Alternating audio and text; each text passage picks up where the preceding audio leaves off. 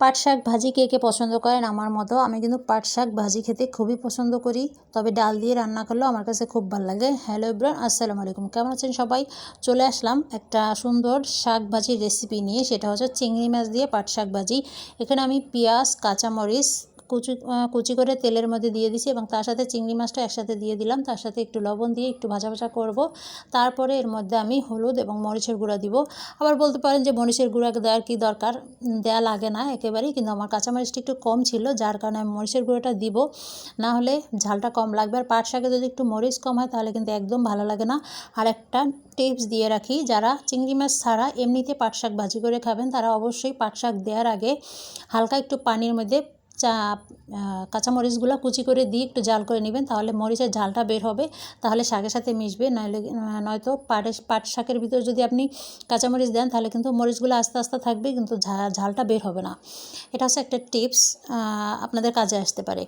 আমি যেহেতু চিংড়ি মাছ দিয়ে ভাজি করব, সেজন্য আমি একটু সবগুলো একসাথে একটু ভুনা করে নিব, নয়তো মাছের তো একটা গন্ধ আসবে।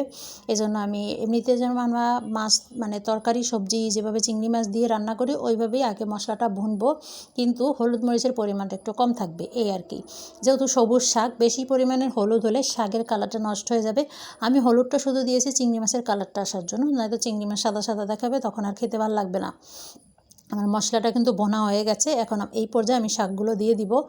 আর পাট শাক ভাজিতে কিন্তু আপনার ঢেকে রাখার দরকার নেই, কারণ ঢাকলে শাকের কালার নষ্ট হয়ে যাবে এবং দেখতে ভালো লাগবে না, গুণাগুণটাও নষ্ট হয়ে যায়। এই জন্য আমি চুলার জালটা কমিয়ে তারপরে এই রান্নাটা করব।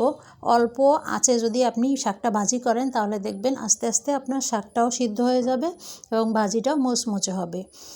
আর তাছাড়া যদি আপনি মানে বেশি জাল দিয়ে তাড়াতাড়ি খেতে চান তাহলে শাক সিদ্ধ হবে না, পোড়া লাগবে।